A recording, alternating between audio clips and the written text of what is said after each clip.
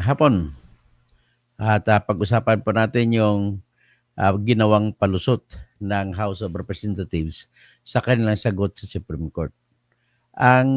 Marami silang mga sagot, no? Ang itatakel natin ngayon dito, yung tinatawag na 10 session days. Paano nila ilulusot? Base po sa argumento o sa palusot ng kanilang Solicitor General. Pagkatapos, ang ating ipaliwanag ko sa inyo yung sagot nila. Hindi paliwanag ko, sasabihin ko sa inyo. Pagkatapos, himay-himayin natin ng konti. At yan po ang ating pag-usapan ngayon. At ang konklusyon natin ay palusot na lampas na po ng 10 session days. Kumbaga, ito ang ating pag-usapan. Ngayon, natin ko si Attorney Alan Tebelen, sana makalusot siya. Pero habang inantay natin siya, umpisahan ko na ang ating pag-discuss. So para malagyan natin sa proper perspective, ipakita ko rito yung iakyat ko dito ang argumento ng ano ba ito? Ang argumento ng House of Representatives. Ito na po. Ang title niya, Compliance. So, hoping nakita nyo, Compliance. Palakihin ko para mabasa ninyo. So, yan po yung sinubmit ng House of Representatives sa pamamagitan ng kanilang Solicitor General's Office. So, interestingly, ang Solicitor General ay kumampi sa House of Representatives at hindi sa Senate, na pareho namang kliyente niya ang lahat ng opisina ng gobyerno. Pero in this case, nagkabanggaan ng Senate at saka House of Representatives, pumili na kumampi ang House of Representatives sa Senate. So ito ngayon, tingnan natin, ang pinaka-issue po natin sa ngayon na tatalakayin is ang utos po ng Konstitusyon ng Pilipinas na nagsasabi na kailangan sa pagmatanggap na po ang kinatawag na verified impeachment complaint ay dapat sa loob ng 10 session days ay ma-refer na sa House of Representatives. Kung titingnan natin, ang referral, ibabase natin sa House of Representatives na procedure nila, yung kanilang procedure mismo ng House of Representatives. Sa procedure ng House of Representatives, nakapagsabi po, nakalaan doon na oras matanggap, iba ang pagpatanggap ng reklamong impeachment ay ibibigay po sa Secretary General. Yan ang sinasabi nila. So pagdating sa Secretary General, ang sinasabi nila ay ibibigay ng Secretary General sa Speaker. Ang nakalagay lang sa kanilang salita nila sa procedure nila ay immediately. So ang immediately ay sabi nga ng ni Secretary General Reginald Velasco, ang immediately daw ay hindi naman daw specific. Kung immediately, kung kagaya rin daw ng forthwith. So, kung gano'n ang tayo nila, ibig sabihin, while kinukontra nila ang Senate sa pagsabi kung kailan ba talaga ang forthwith, ay gano'n din ang ginagawa ng House of Representatives. So, guilty rin sila sa inaakusan nila sa Senate. So, anyway, ang nakalagay din doon sa kanilang procedure ay ang 10 araw, ito naman napakatindi, ang 10 araw na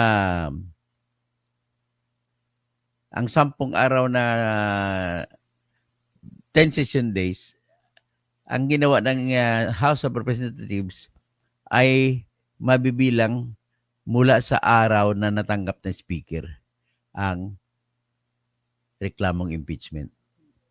Kung patagalin ng Secretary General sa kamay niya, hindi pa magbibilang ang 10 days. kung susundin natin ang batas ng House of Representatives. Hindi naman sila constitution. Ang constitution, basahin ko constitution, makinig kayo, basahin ko. Ang sinasabi sa constitution natin, a verified complaint for impeachment may be filed by any member of the House or any citizen upon the endorsement by any member of the House. And which verified complaint shall ang word shall, ibig sabihin mandatory, shall ang utos, shall be included in the order of business within 10 session days. 10 session days, hindi na 10 sessions, 10 numbers, 10 sessions. Ang sinabi session days, specific ang Constitution. And after the receipt by the Speaker, magbibilang ng 3 session days pa at i-refer sa proper committee. Okay?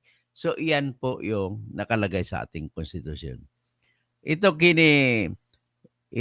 kiniklaro ko yung session days sapagkat po, sa sagot ng palusot ng Office of the Solicitor General, iba daw yung calendar days, iba daw yung session days.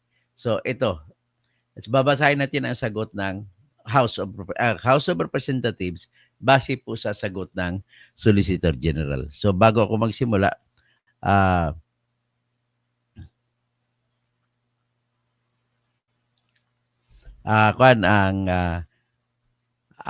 ating pag-usapan ipapakita ko pero babatiin ko muna kayo. Edgar Nacion, Dr. Toto, good afternoon po. Si Bernard Magtibay, meron siyang balita na nabawasan na daw 1% ang tariff. So hindi ko alam, nasa 20% ba tayo ngayon? -1 to 19 o di kay 17%, -1 ay ganun pa rin. Dapat ang objective, dapat walang tariff. Kasi dati wala na tayong tariff eh. May mga certain goods tayo na ini-export natin sa US, wala nang dagdag na buwis pagdating sa port nila. Pero hindi ko lang alam, hindi ko alam mo, siyempre, hindi naman kita magsasabi, would that deserves praise kahit pa paano nabawasan ng 1%. Okay? So, ngayon, ang topic natin talaga impeachment. So, ngayon, babasahin natin ang sagot ng House of Representatives. Ito pong official nila na answer. Compliance. So, respondents, House of Representatives and Reginald S. Velasco, in his official capacity as Secretary General of the House, through Counsel, the Office of the Solicitor General, and in compliance with the Honorable Court's resolution dated July 8, 2025, respectfully state. Sabi nila, clarification on the arguments raised in the comments filed before this Honorable Court. May argumento kasi sa comment ang House of Representatives sa unang comment na sinabmit nila laban sa petition ni Sara at petition ng Mindanao Lawyers.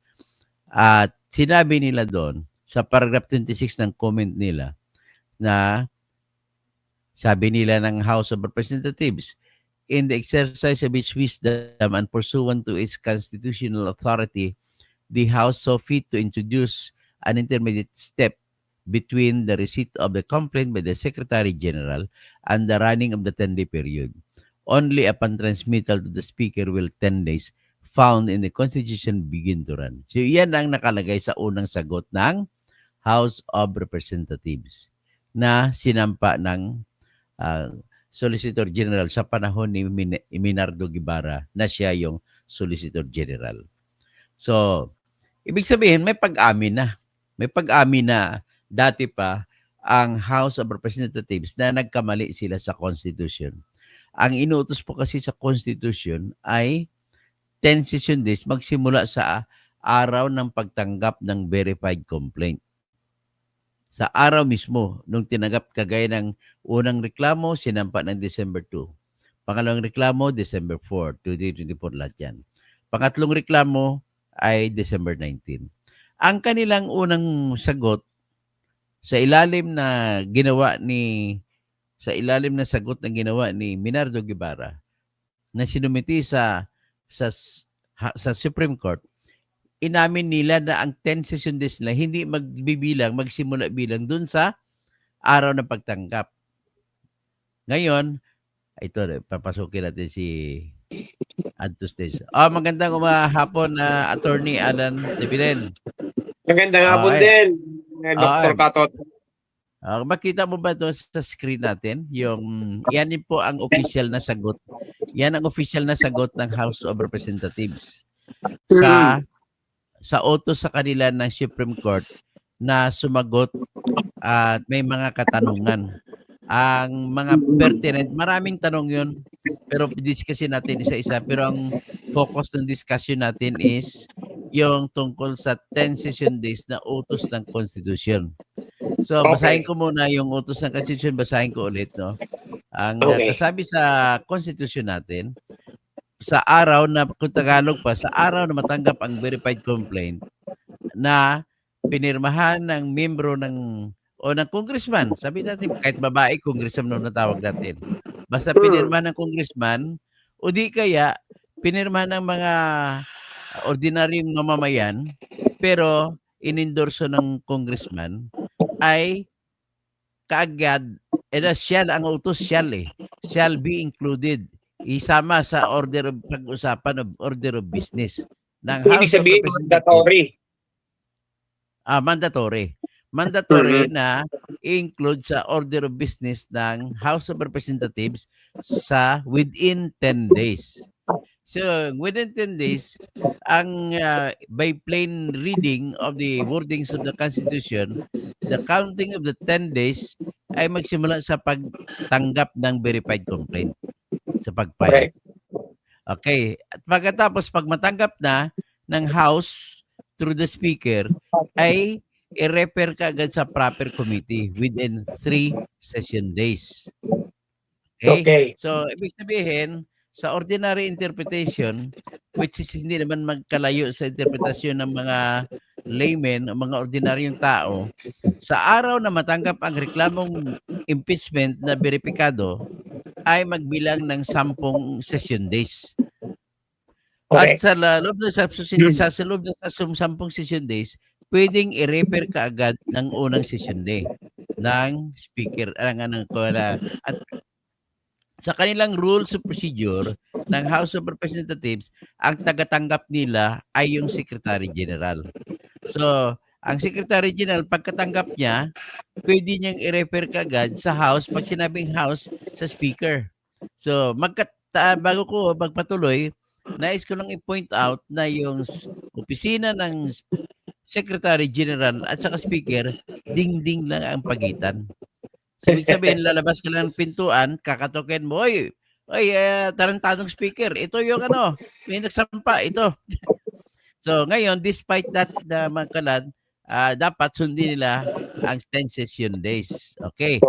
Tapos, ibig sabihin, pwedeng gagawin sa first session day, ibigay niya, pwedeng gawin niya sa second session day, pwede niyang gawin sa third session day, or pwedeng antayin niya hanggang panghuling araw ng 10 session day. Di ba? Tama yan? Okay.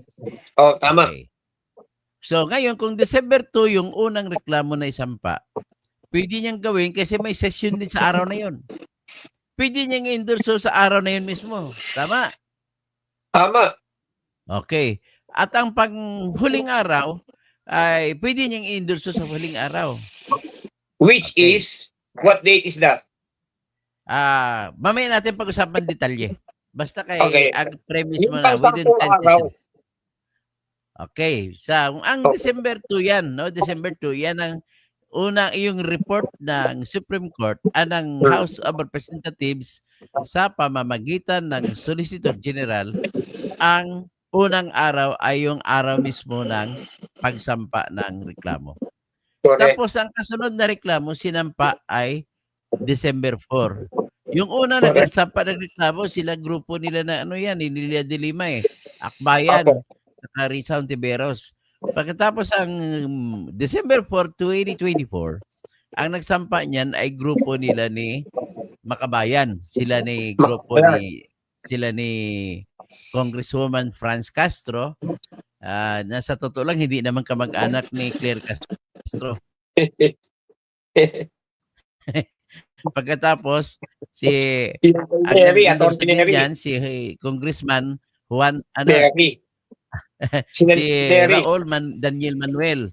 Pagkatapos, ay isa pa, hindi si ano, sino to? Tawag dito si Arlene Congressman Brusas. Neri. So, ang Colmenares. nag-file sila ni, Ang tatlo. kasama si Nery Colmenares. Pero hindi siya Mm. congressman noon, as complainant na siya. So, Alright, in-endorso okay. din on the same date. In-endorso din on the same date ng 3 congressmen.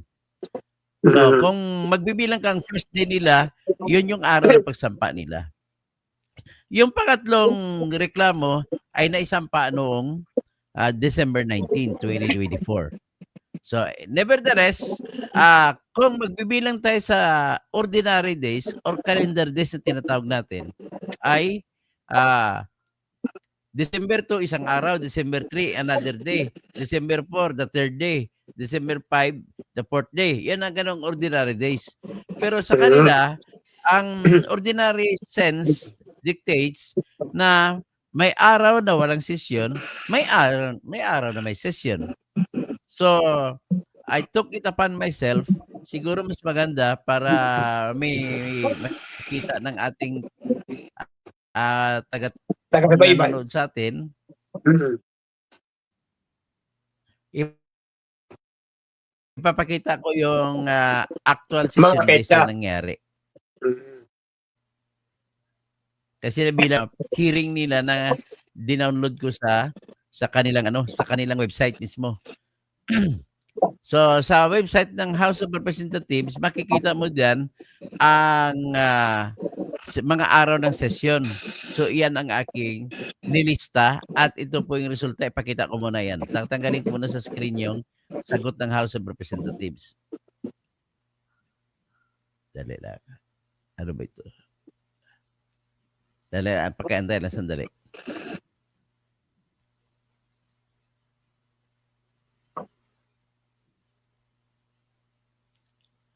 Dina-download ko lang. Take your time. Sige. Ito. At least, nasa proper perspective tayo, hindi tayo nagsisinungaling dito. Hindi tayo naghuhula.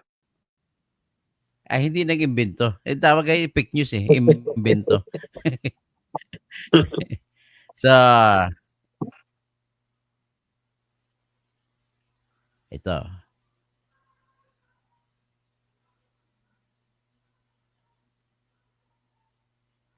Ayan. Nakikita nyo ba yan? Nakikita mo yan, attorney? Yan, nakikita mo yan, yung nilista ko? Yeah, nakikita ko. Oo, nakikita ko. Okay. Sige, isa-isahin ko ha. Palakihin ko para mas lalo pa makita. Ayan. Mm-mm. Yung December to, first session day. Sa actual na session. Ang December 3, session pa rin sila nagpatuloy. So, kung sa ordinary sense, ang sinabi ng Constitution, session day. Session day. Hindi sila nagsasabi session number o session. Mm-hmm. Kasi kung numbering, may isang session din sila na 3 araw natatapos. So, 1 session lang yun. Ang sinasabi ng Constitution, session day. So, ang ordinary sense ko, hindi ko pwede sabihin na ang isang araw na session day, ang halimbawa, isang session nagtumapos sa 3 araw. So, kung tumapos 3 araw, ang bilang ko yun, 3 session days. Ang kanila, binibilang nila, 1 session day lang yun. Hindi naman session day yun, kundi session. Iba yung session, iba yung session day. Sessions yun eh. Ngayon, ito nilista ko to faithfully to the records of the House of Representatives at wala silang gagawin kundi pumasok lang sila sa YouTube channel ng House of Representatives at i-click nila ang lahat ng live. Pag na-click mo ang lahat ng live videos nila, makikita mo doon, pupunta ka mula sa December 2, may petsa naman yan, hindi mabubura yan. December 2, 2024. So kung binilang ko niyan, December 2, 2024, unang araw. December 3, pangalawang araw. December 4, 2024, pangatlong araw. Ang December 9, kasi walang session sa 5, 6, 7, 8, nagdiretso ako December 9 kasi ito lang session nila. Pang-apat na araw, December 9. Tama. December 10, ay birthday ko, pang-5 araw. So, December 11, pang-6 na araw. So December 12, 13, 14, 15 walang sesyon. So ang pang-pitong araw December 16. Tapos ang pang-walong araw December 17. Ang pang-labing-walong araw December 9, December 9. Ang Okay. pang-labing-tatlo ang pang-sampung araw is January 13. So kung ako tanungin mo, dapat sa January 13 ni-refer na yung Correct. December 2 na sinampa. That was the last Ngayon, day.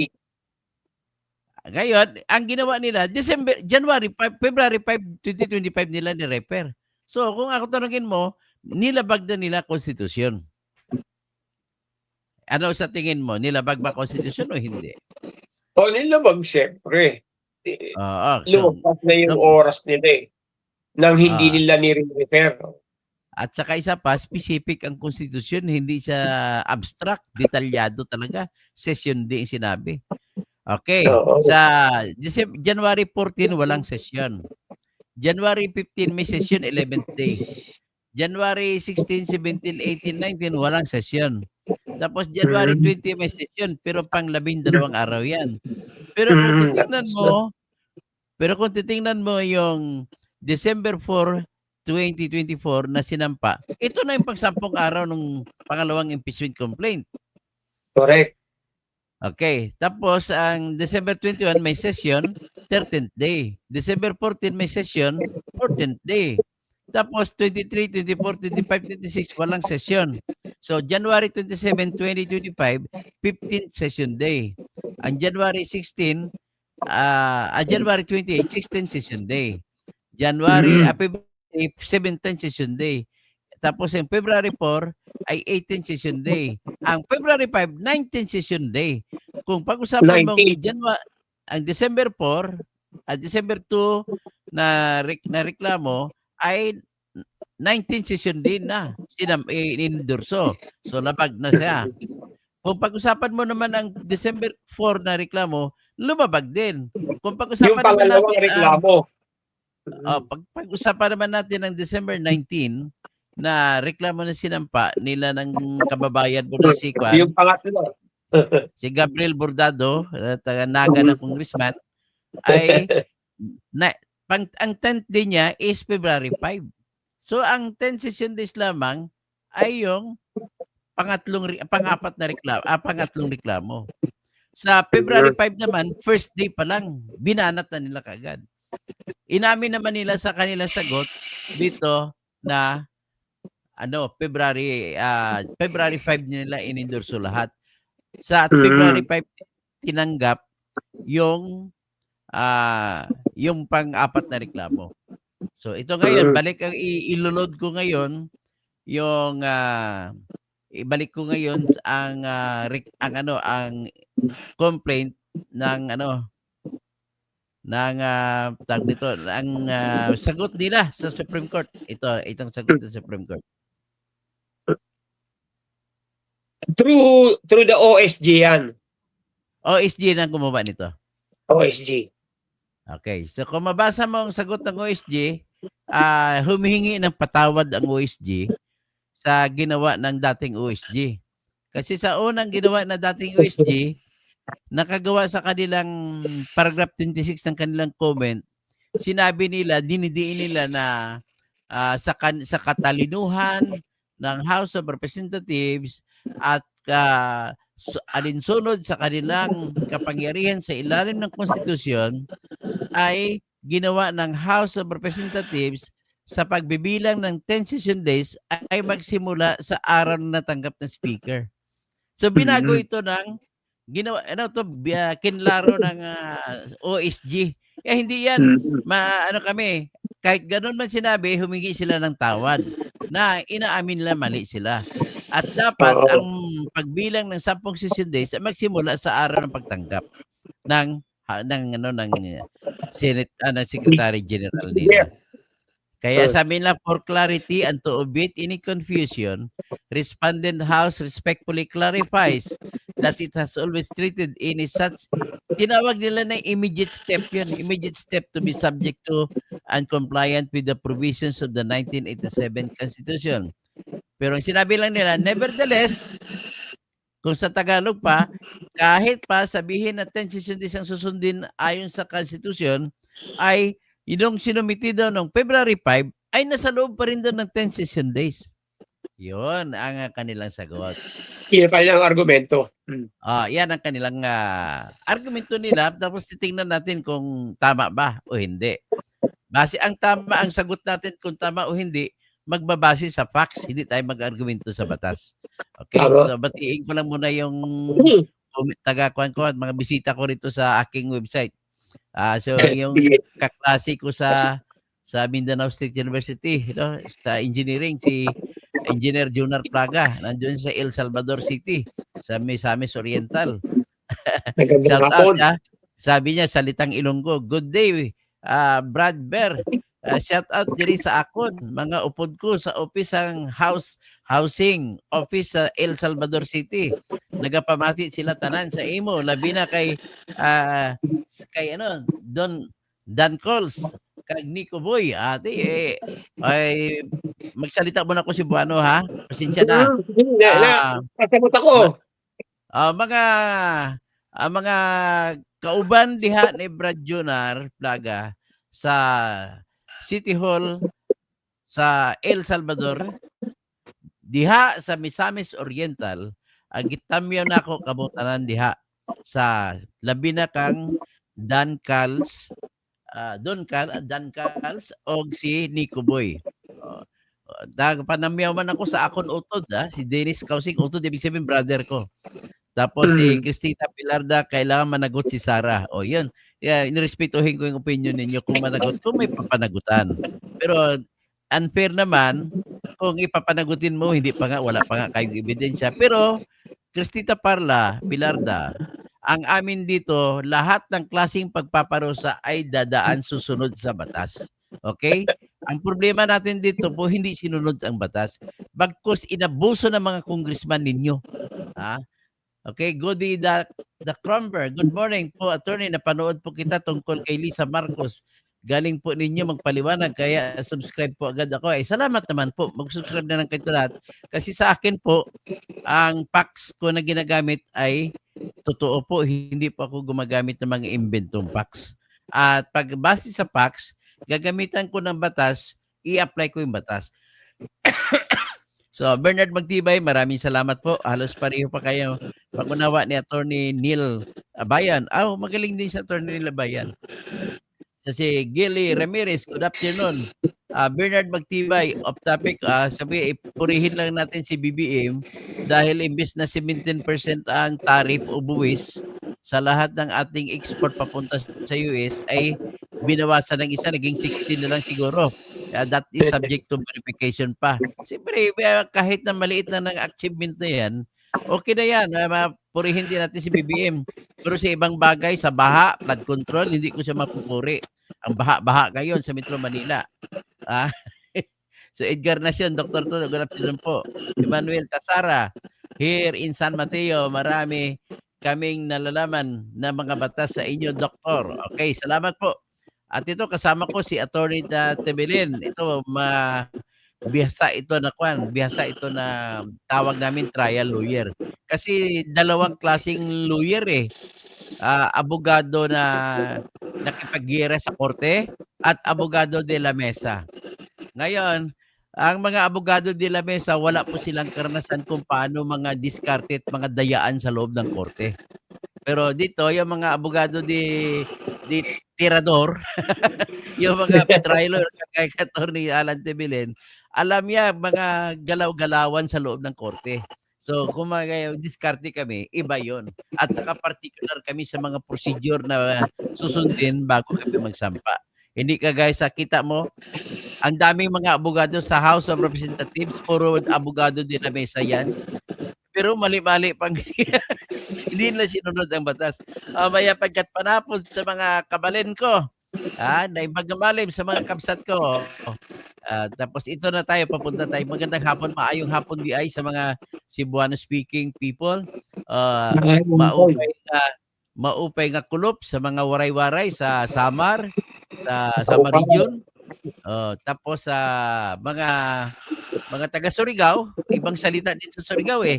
Maradyaw gahapon sa mga taga Surigao at saka mga sa mga Maranao, mga Muslim diyan sa Barm. Marami kasi akong listener diyan sa Barm eh. Sa Mapia, mahapon sa inyo Langon, mga Pakat, Pagari. Magandang hapon si Pastor Rodi Rabi. Okay. Diretso na tayo. Ang usapin, una sinabi ko na binago ng kinorek ni Attorney Darlene Berberabi na bagong Solicitor General ang pagbilang ng 10 araw. Sabi niya magsimula daw sa araw na natangkap. Okay? So binago niya. Pero ang argumento niya dito, sabi niya, pero kahit bilangin pa daw, dapat ibahin natin ang pagtingin sa session days kaysa calendar days. Yan ang argumento nila. So, kaya dito pinakita nila, ang problema ko rito, attorney, ang unang requirement utos sa kanila ng Supreme Court ay banggitin ninyo kung ano ang status ng 3 reklamo. Hindi nila sinabi kung dismissed na o hindi pa. Sabihin, may pagsuway. Hindi nila sinunod ang Supreme Court. So, mamaya kung anong pag-iisip mo diyan sa pagsuway nila, kasi kung ako tanungin mo, may sagot na kasi may petition na kasi si Sara. Ang reklamo ni Sara ay pinalampas ang 10 araw. Walang aksyon, inupuan bago inendorso ng February 5. Yan ang reklamo ni Sara. Ganon din ang reklamo ng mga Mindanao lawyers. Inupuan lang ang mga 3 unang reklamo para naman masunod ang kanilang abuso na yung pang-4 na reklamo isasampa nila. Yan ang reklamo. So ngayon ang main issue nagpatungkol sa kung nasunod ba ang 10 session days o hindi. Naintindihan natin, dapat maintindihan na ng ating mga kababayan. So, ngayon dito ang sagot ng ng Solicitor General ay dapat daw ang pagbibilang hindi literal na kada araw sa kalendaryo, kundi kada araw na may sesyon daw. Ang problema sa kanila ay ang gusto nila mangyari, ang pagbibilang ay session. Session number 1, session number 2. Ang argumento ko naman diyan, hindi session number ang hinahanap ng Constitution. Very specific ang Constitution sa pagsasabi na session day ang sinasabi ng Constitution. Yan, ewan ko, ikaw, kung ano ka, kasi ganitong argumento nila, pwede mo sabihin interesting din. Kasi ang argumento nila, ang session day daw, magre-refer kung first session ba, second session, third session. So para maitukoy nila yan, maipunto nilang argumento na yan, ibibigay ko sa iyo ngayon yung kanilang listahan ng session. Ay, nakita mo na ba? 19 session number. Yun ang nilagay nila. Palaking ko palalo. Session. Yan, para nakita na ninyo. So, makita mo dyan, sinabi nila, yung first session day, session daw nila is 26 session. Session number 26, ibig sabihin yan. So, 19 Congress session number 26. So, walang ganun.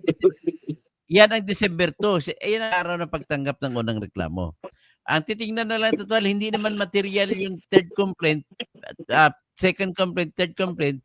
Tingnan na lang natin sa first complaint. Ang first complaint na sampa ng December 2. So, ang kasunod na session din daw nila, yung session number 27, nakita mo? Yung session number 27, nagsimula sa December 3 at natapos sa December 4. Tapos, ang third session number, which is session number 28, nagsimula sa December 9, nagtapos sa December 11. Tapos, ang session number 29 nila, ay nagsimula sa December 16, nagtapos sa December 18. Tapos, ang session number 30 nila, nagsimula sa isang araw lang, January 13. So, ang session number 31 nila, 2 araw, January 14 and January 15. ang 32nd session nila nagsimula nag-occur sa araw ng January 20, 2025. Ang session number 33 nila ay nagsimula sa nag-occur sa January 21, 2025. Ang session number 34 nila ay nag-occur sa January 22, 2025. Dito sa next page, ang session number 35 nila napunta sa January 27, January 28, 2025. At ang 36 session din nila ay February 3 to February 5. So balikan natin. So 26 36, sabi nila nasa loob ng session days. O ngayon, babalik tayo, bilangin natin literal. Kahit sundin pa natin ang kanilang argumento, ang first session day ay yung 26 session, number 1. Ang 27 session day nila ay number 2, second session day. Ang 28 nila, session number 28 ay third session day. Ang 29, fourth session day. Ang 30, fifth session day. Ang 31, sixth session day. Ang 32, seventh session day. Ang 33, eighth session day. Ang 34, ninth session day. Tapos, ang 35, 10 lampas pa rin. Kasi inamin nila sa kanilang pleading na February 5 sini-refer. So, yan ang yan ang sabi ko na sinubukan ng palusot pero di pa rin makalusot. Sila rin mismo booking sa kanila. Sila ang mismo humulog sa kanila. So, yan lang. Actually, marami silang, tingnan ko ang dito may ibang siguro iba tayo itatakil. Ito as to the number of sessions. Ang ibalikan natin yung unang utos kasi ng Supreme Court sa kanila ay ganito, balikan na natin. At least sa 10 session days, may conclusion na tayo ngayon na pilit nila pinipihit, hindi rin kumapit. So ito. Sa first, ang unang utos sa kanila ng Supreme Court on the status of the first 3 complaints.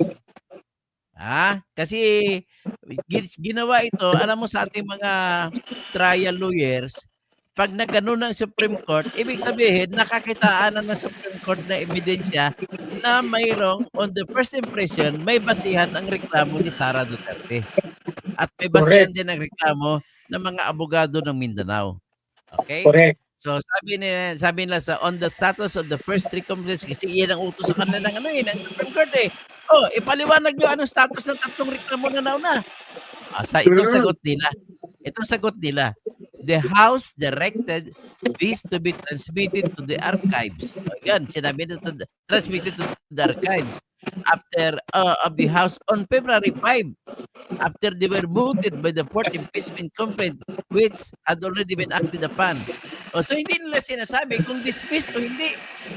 Hindi sinasabi kung archive o hindi. Ang tanong, anong status? Ang sagot, nagpinto ka? Kung sa atin ang tawag nito, kung may tinatag na yung objection, Your Honor, the answer is unresponsive. Not responsive to the question. Tapos ang hinahanap, kalagayan. Ano bang kalagayan sa ngayon? Ang nagkwento sa kung ano nangyari, hindi kalagayan. So, anyway, malayo ang sagot. So, ibig sabihin, point against them na yun. Parang inamin nila ang argumento ng petition ni Sara at saka Mindanao lawyer na yung 3 impeachment complaint ay pinatulog nila at yung negative action at walang action binigay. Alam mo naman, sa mga mata ng abogado, ang hindi pag-action ay action pa rin ang tawag natin, di ba? Correct. Sabi nga sa criminal law, acts or omission. Yan. Ang tawag dyan, omission. Basta negative action, omission ang tawag. So, ngayon, kung ang action ng isang opisina ay hindi sinunod ang utos ng batas o ng konstitusyon, tama ba ako sa pagsabi na yan ay kinukonsidera na grave abuse of discretion? Pwede. Yun din ang opinion ko. I agree with your opinion. Attorney. Ngayon, ang grave abuse of discretion sa Tagalog po, ang ibig sabihin ay grabing pag-abuso sa kapangyarihan. Oh, yan sa Tagalog.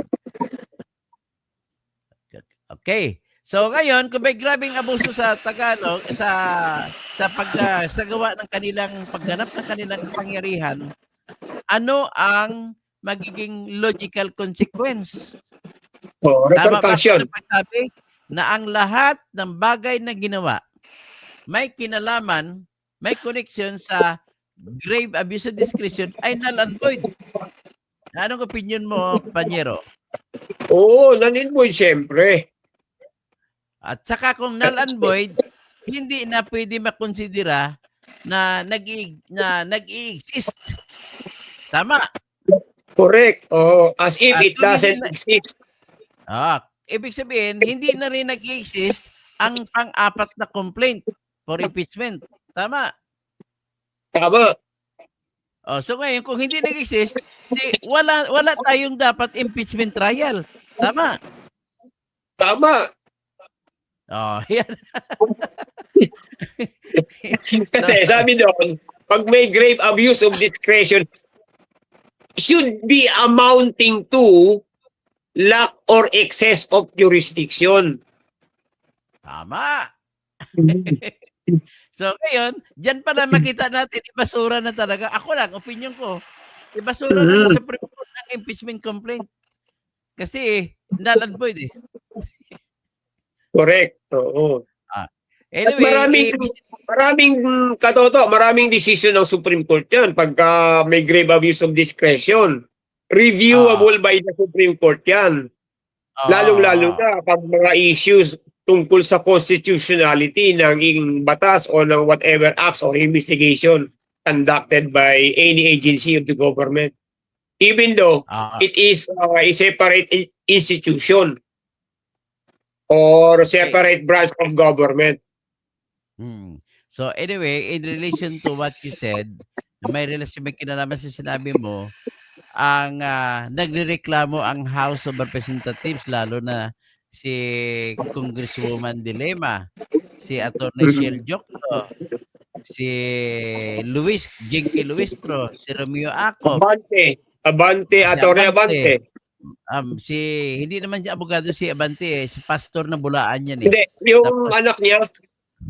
Si Attorney Abante, si anak niya Tapos si Joel Chua. Unang mga argumento nila, hindi daw pwede pakialaman ang House of Representatives, hindi pwede pakialam ang Supreme Court sa internal matters ng House of Representatives. Yan ang sinasabi nila. Kaya tinatawag nila na yung Attorney Dilema na overreach daw ang Supreme Court. So ang ibig sabihin ng overreach, nag-abuso rin ang Supreme Court. So, may pag-abuso ba yan? May pag-abuso ba yan Supreme Court? Kung tinanong sila anong nangyari sa tatlong reklamo o ilang session days na bang lumipas, yan ang tanong. Sa mga tanong ng Supreme Court, yan ang pinaka-importanting tanong eh. So may overreach ba? May abuso ba? Walang pag-abuso. Yun kasi ang tinatanong, yung status, hindi naman mismo yung kanilang patakaran o rules.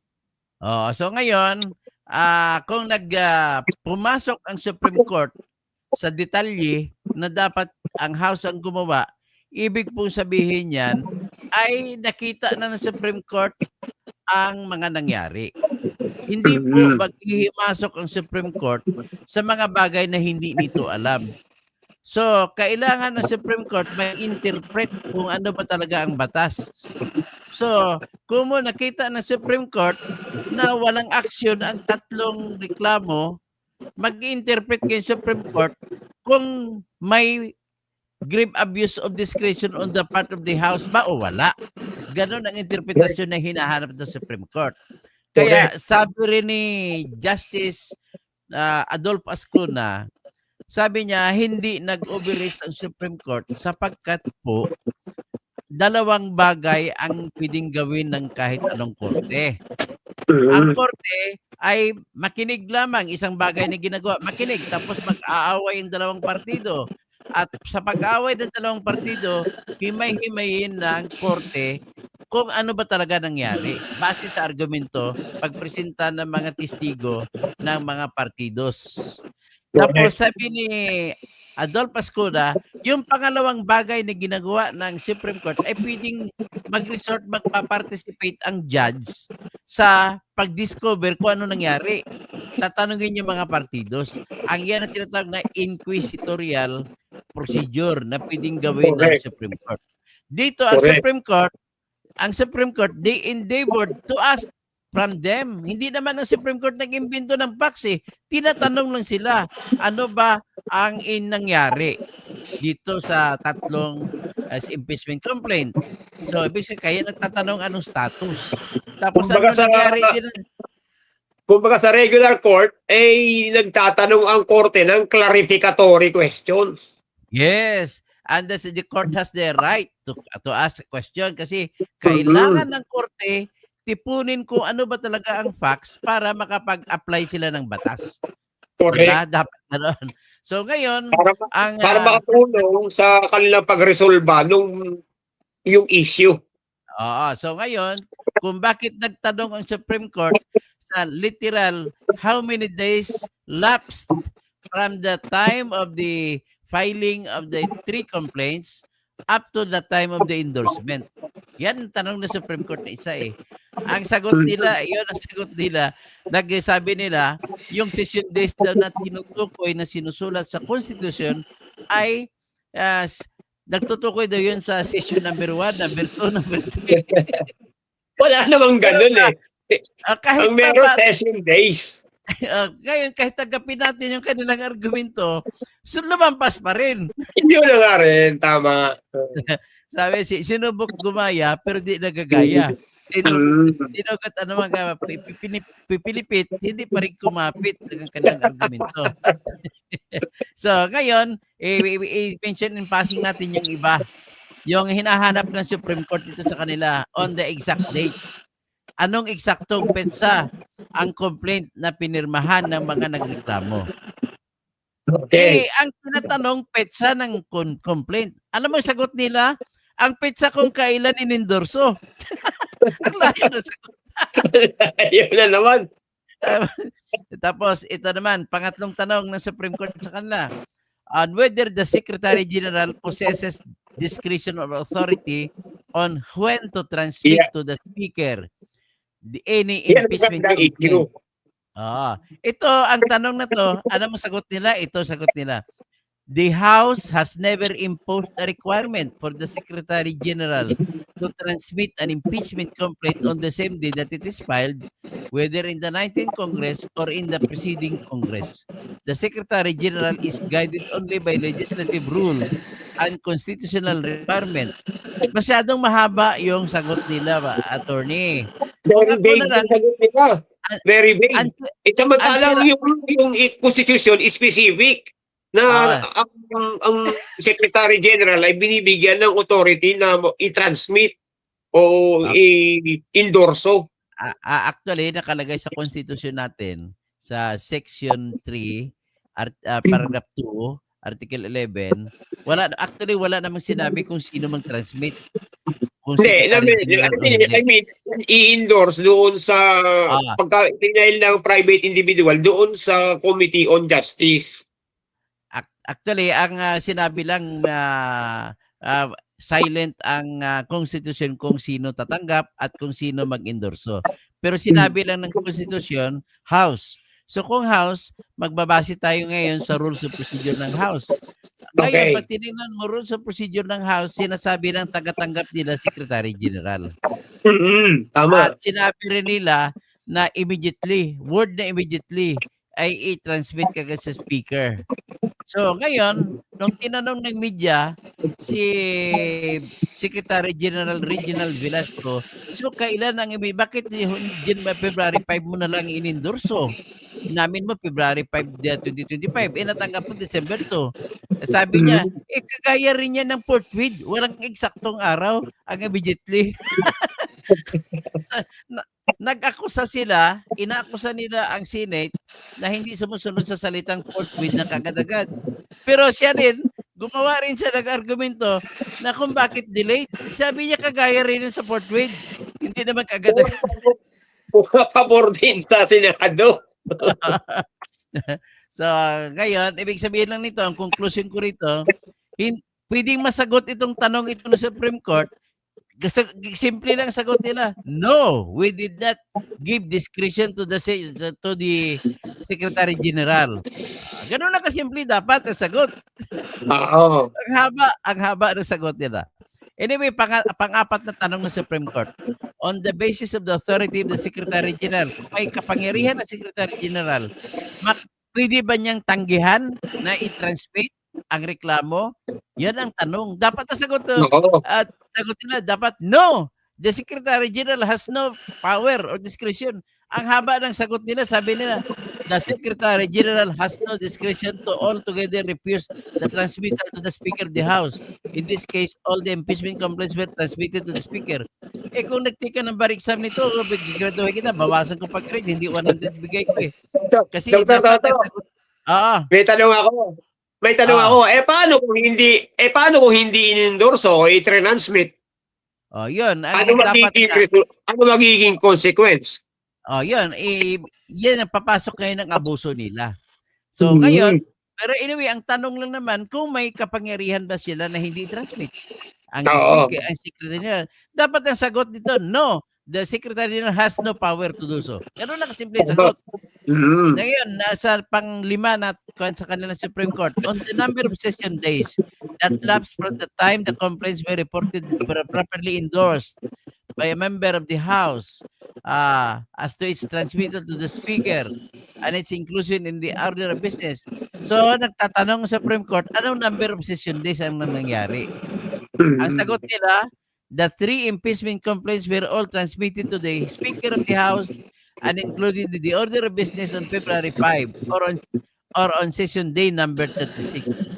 Tapos, or of the 3rd regular session of the 19th Congress, all within 10 session days. Sabi na, when 10 session days. Ayun, yung pinakita ko kanina, yun. Correct. Sabi na 10 session days. Pero sa kanila, nag-argumento sila, sabi nila, the 1987 Constitution is clear in referring to session days instead of calendar days. Wala naman tayong argument sa calendar days when it required the inclusion of an impeachment complaint in the order of business within 10 session days. Hindi naman calendar. Wala naman nag-argumento, wala namang nagtatanong kung calendar days o session days. Correct. Session days. Kaya na sa kanila, yung 3 araw na isang session, kinonsider lang 1 session day. Hindi naman pwede yan. Kailangan 3 session days yung 3 araw nangyari. Kagaya ng December 2, 3, 4. December 2 tapos December yung pinakita ko kanina. So, ang kanila ito 26 December 2, 1 day. December 2, 3 to 4, second day daw nila. Dapat December 3, ibang araw. December 4, ibang araw. Kasi may session eh. Tapos ang December 9, ginawa hanggang 11, ginawa nilang isang araw lang.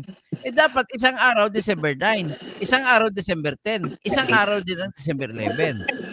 Dapat ganon. So ngayon, kahit sundin pa natin yung kanilang pagbilang, lampas pa rin ang February 5 pag 11 days na sa December 2. Lagpas, tama. Okay, ito naman. Pinalalabas nila, Dr. Toto, baka pinalalabas nila yung the whole session days ng Congress. Anyway, ang sabi palusot ang style nila eh. So hindi rin baka kalusot. So anyway, ang pang number 6 na tanong sa kanila sa Supreme Court, as to the articles of impeachment transmitted to the Senate, ito yung 4th impeachment complaint, di ba? Sabi ng Supreme Court, nagtanong sa Supreme Court, which office or committee prepared the draft of the articles of impeachment when it was completed? Ang sagot nila, respondents tackle this matter in the succeeding section. Pag binasa mo naman succeeding section nila, sinabi nila na hindi pwede makialam ang Supreme Court kung sino ang sumulat.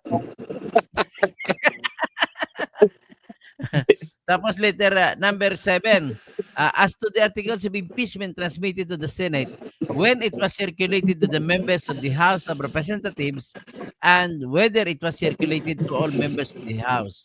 Ang tanong sa Supreme Court, nung ginawa ba yan ng articles of impeachment bago pinirmahan, kailan ba ito inikot sa lahat ng kasapi o member ng House? Yan ang tanong, very simple. Fact lang ang sagot kung kailan, anong petsa. At saka, at kung pinaikot man sa lahat ng kung pinaikot man, pinaikot ba ito sa lahat ng member ng House? Yan ang tanong. Ang sagot nila, hindi na pwede makialam ang Supreme Court kasi sikreto na daw ng House. Ang mangyari din, kung may confidential fund o secret fund na tinitira si Sara, sila may secret din po na procedure. Eh paano? Ang totoong nangyari niyan, uwila lang yung mga congressman at pinagpipirmahan sa loob ng isang araw. Oo, sa may pangakong 150 million na soft projects. Tapos ito naman, ang age, pang-walo nila, as to the article of impeachment transmitted to the Senate, when it was circulated to the members of the House of Representatives, whether it was accompanied by evidence. Ang tanong sa Supreme Court, nung pinaikot ba ang kopya ng impeachment na binigay nyo sa Senate, nung pinaikot nyo sa mga kasapi ng House, ito ba may kasamang ebidensya na artikulo? Hindi nila sinagot. Sinabi na internal matter na daw yon. Secret na nila, hindi na pwede makialam sa Supreme Court. Tapos ito, letter I na pagsyam. As to the articles of impeachment transmitted to the Senate, as to the evidence supporting each and every article, kung binigyan daw ng opportunity si Sara na sumagot sa kanilang ebidensya. So honest naman sila, no, we did not.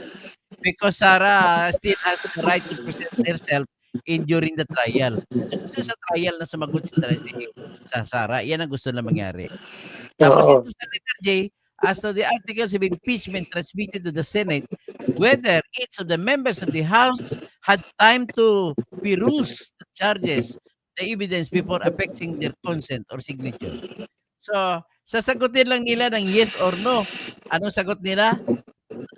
Respondents observe, yung House observes that this inquiry requires subjective assessments which must consider the situations of multiple individuals.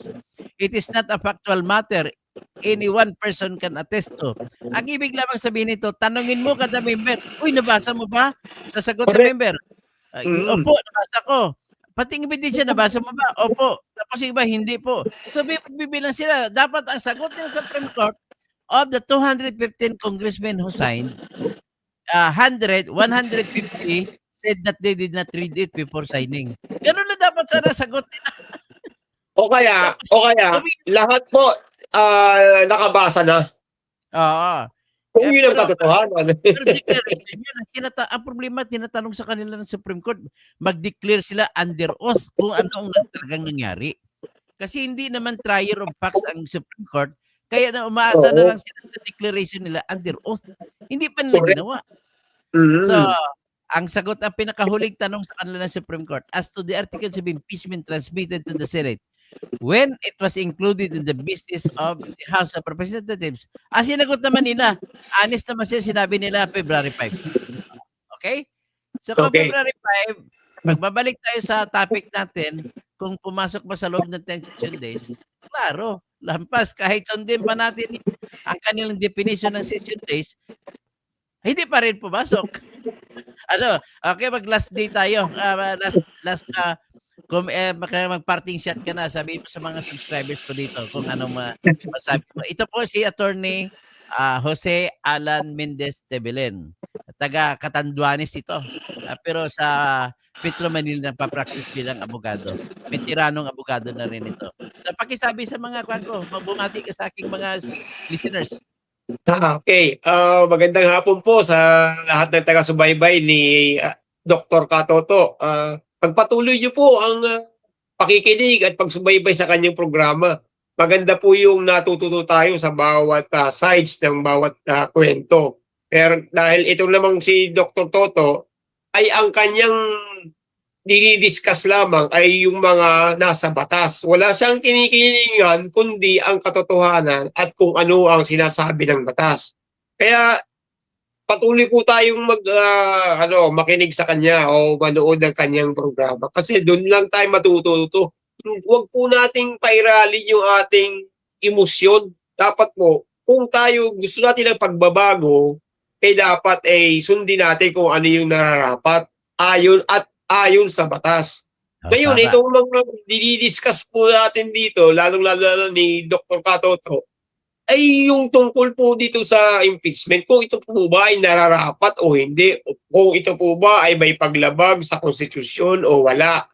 May maraming katanungan po ang Supreme Court, o kaya naman sila nagtatanong ay upang makatulong o tinatawag na ito para maklaripika ang mga bagay-bagay, ang mga factual issues. Ang problema, itong prosecution ay hindi naman po sumasagot ng maayos at pinagbibintangan pa ang ating Supreme Court na umaabuso sa kanilang kapangyarihan, which is not correct, kasi ang Supreme Court ay nakikialam lamang pagka merong tinatawag na actual case or controversy. Magsalita dyan. Kung wala namang kinakaso before the Supreme Court, hindi naman yun makikialaman ng Supreme Court.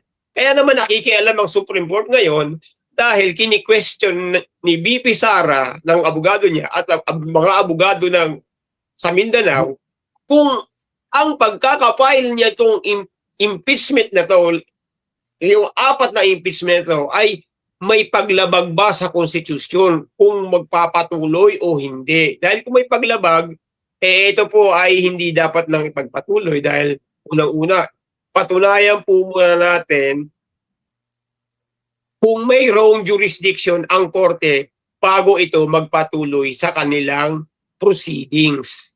Yun po yung kaganapan sa loob ng korte. Okay. So, with that, salamat po sa inyong lahat sa pagsubaybay sa programa ng ating butihing kaibigan, si Dr. Katoto Kausing. Buhay ka, Katoto. Salamat sa lahat. No? Basahin ko, as is ginagawa ko, isa to at ko lahat na nag-comment. No? Si Pres Perez, sana maging patas Supreme Court. Rest assured po, sa the way na isuit, patas sila magdesisyon. Kay Romeo Pabro, sana ay sinabi nila na nag-consolidate nila. Hindi po nila sinabi consolidate. Sila mismo nag-amin na hindi consolidated. Tapos, sagot po yun ng Solicitor General para sa House of Representatives. So, walang sinabi ang Solgen na kinonsolidate nila. Kasi wala naman talaga consolidation na nangyari. So, Mamerto Lawrence, sana hindi pumalpak ang kuro-kuro ninyong dalawa daw sa atin dahil kung double palpak kayo, double daw palpak natin. Rest assured po, Mamerto Lawrence, hindi kami papalpak kasi pinupunto lamang namin ang batas at kung ano ang final na sinasabi ng Supreme Court, hindi pa rin kami palpak kasi opinion din namin yun, okay? Huwag nyo naman kami bigyan ng personal na meaning, ha? Papakiusap lang. Salamat po, Mamerto Lawrence. Kay Camaro, ang dami nila sa House of Representatives, hindi nila alam ang Constitution. Yan naman ang comment ni kay Camaro. Si Cassandra Daisy naman, sabi niya, dapat ang mga congressmen na ito ang may body cam. Dapat nung pumirma may body cam. Kasi sa lahat ng oras, dapat ang sabi ni Cassandra Daisy, dapat lagyan ng body cam ang lahat ng congressmen para malaman kung ano mga ninakaw nila ng pera, mga binulsa nila. Magandang suggestion yan. Magandang suggestion nga, dapat may body cam, no? Hindi lang police may body cam, pati politiko, pati mayor, pati congressman.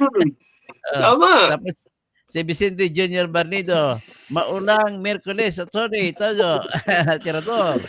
Mimi Authority, love. Cassandra Daisy, paano inantay ang pag-release ng ayuda? Yan, kasi yan ang sinasabi ni Toby Tiangco. Pinirmahan daw ang reklamong impeachment para mapuwersa si BBM na ilabas ang pundo. Yun pala, si BBM, nung panahon na yon ayaw ilabas ang pundo sa ayuda at saka pundo sa flood control projects. Dahil pinirma na, napilitan na ngayon si BBM ilabas pati pundo sa flood control projects. Kaya, yung budget sa flood control, attorney, na-control na. Pero ang baha, hindi na-control. Yan ang nangyari sa atin ngayon.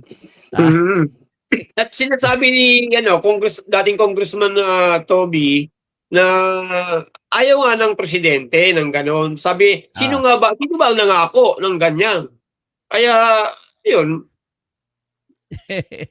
So anyway, si Romeo Pablos naman, malinaw sa Constitution ng 10 session days. at hindi session period.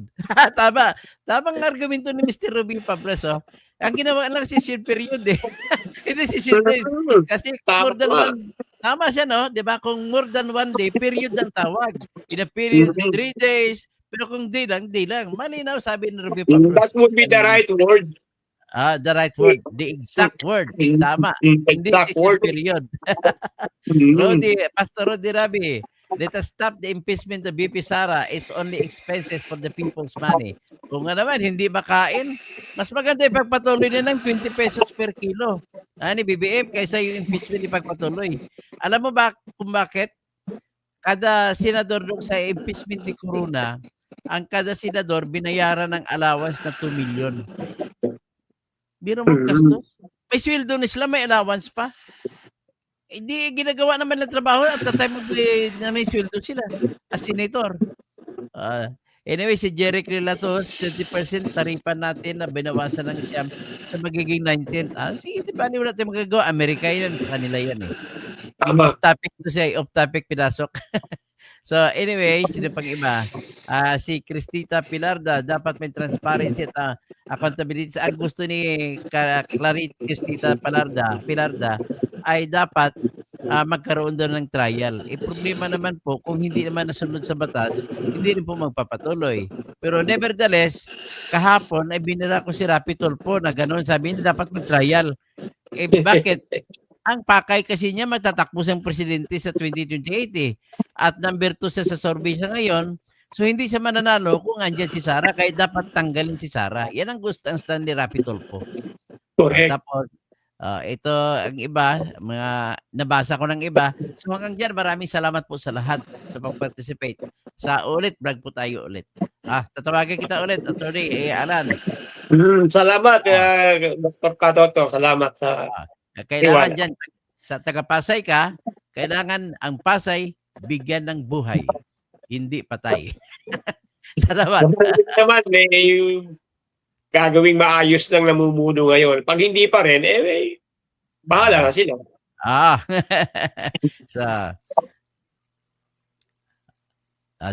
Anyway, may iba pang humabol si Greenheart, transition days daw. Di ba sinabi ng Secretary General na Congress na hintayin? Inamin nga naman ng ni 6 Gen sa interview na hindi daw niya sinampa kasi tumawag mga congressmen, pati si Romualdez. Antayin niyo muna, meron mas maraming pipirma. Yun ang pinakarason nila. Yun ang inamin. Si Pango naman iyak na mga dugo. Attorney reklamador. Ma-impeach pa rin si Inday. Ma-impeach pa daw. hindi mangyari po yan. Kasi unang-una, maliban sa hindi natin alam kung may ebidensya o wala. Nais ko lang ipunto, bago tayo balis, ang confidential fund po ay secret. Kaya, hindi pwede alamin ng publiko. So, bawal yan. Ngayon, ibig sabihin, binibigyan ko lang ng katwiran, anong katwiran nila, bakit may regrespiatos ang ginamit? Kasi sikretong informasyon yun ang kinuha doon. Hindi pwede malaman. Kasi kung isulat mo pangalan, papatayin na yun nagbigay. Parang kagaya kay Totoy, alias Totoy kay Atong Ang. Nung una, nagpatago siya. Kung hindi, papatayin siya. Ngayon, nais ko lang ibigay sa inyo yung totoong nangyari. Attorney, ang bakit natuntun si yung number 1 bomber, si Marwan, number 1 bomber, na nagresulta sa pagkamatay ng 44 na SAF doon sa Mama Sapano. Yun po ay binayaran. Ang informante na katabi ni Marwan, ang nagbigay ng info kay Noynoy Aquino. At nagbigay si Noynoy Aquino, hindi ako nagmali, 20 million. Bayad lamang sa informasyon kung saan si Marwan. So, kada informasyon po, hindi natin alam kung magkano. Hanggang ngayon, hindi natin alam kung sino yung nakatanggap ng 20 million para sa informasyon kung saan si Marwan na nagresulta sa pagkamatay ng 44 na SAF. At least napatay yung si Marwan na bomber. Number 1 bomber sa Asia yun. So, ganun po. Si Bin Laden naman, nais ko i-share, panoorin ninyo yung YouTube documentary na ang title niya is Zero Dark 30. Doon, disclose ng 2 CIA agent na babae, nagbayad sila ng 25 na isang Ferrari. Bumili sila ng isang Ferrari. Kung sa Pilipinas, 30 million ang halaga yun sa peso. para ibigay lamang sa tao na nakakaalam ng telephone number kung saan si Bin Laden. Biro mo. Ibig sabihin, walang presyo ang impormasyon. Maaring tataas, maaring bababa. Pero sinisikreto, hanggang ngayon hindi natin alam kung sino yung taong nagbigay ng telephone number kung saan si Bin Laden. At least, nag-successful ang CIA after 10 years. Nakuha nila. Doon lang pala sa Pakistan Military Academy nagtatago. So, yan lang. Kinikwento ko lang ito para may paliwanag sa inyo bakit Merry Crispiatus ang nilagay. At ang dami mga fake names. Kasi secret funds ngayon. Otherwise, hindi na tayo magkaroon secret funds. Okay? Diyan lamang. Saglit lang. Ma-share naman natin na it is against pa rin doon sa tinatawag na equal protection of the law Kasi bakit si Sara lang ang inaakusahan? Sa pagkadami-dami at higit na malalaki ang confidential funds ng iba-ibang ahensya ng gobyerno, bakit nag-iisa lamang siyang kini-question? Yun lamang po. Ang sa 2025, ang confidential fund ni Romualdez, mahigit 2 billion. Ang confidential fund ni Chis Escudero, 2 billion. Ang kay Chis Escudero, 600 million lang. So, mas malaki na Java kumpara sa confidential fund ni Sara, 125 million. So, ang confidential fund ng Secretary ng Department of Justice para discover kung sino mga piskal na nagbebenta ng desisyon ay malaki rin. Pero hanggang sa ngayon, wala pa ako nakita yung piskal na nalaman na nagbebenta ng desisyon. Ang Supreme Court may confidential fund din. Pero hanggang ngayon, wala pa ako nakita yung Supreme Court na naka-discover na judge na nagbebenta ng desisyon. So, ganun lamang po. Ganun po ang function ng confidential fund. Hindi po pwede ibuyagyag sa publiko kung sino ang tumanggap ng mga pera galing sa confidential fund. Ganun lamang po ang aking masasabi. So, Greenheart, anong palusot ng Congress, may mali pa rin sila dahil sila maghintay ng second impeachment until the fourth. Okay. Ibig sabihin, naliwanagan na sila na may mali pala din talaga sa House of Representatives. Na sila mismo talaga ay talagang sinadya nila ang discarding ito. At ang katotohanan ng buhay para makuha nilang flood control projects na pondo na 100 million kada congressman. Kaya ang nangyari, na-control ang flood control projects, ang tubig na baha ay hindi na-control. Yun po ang nangyari sa ating ngayon. Okay, pasalamat ako. Papaalam na kami sa inyo. Maraming salamat po sa pag-join. At antayin niyo naman. Okay.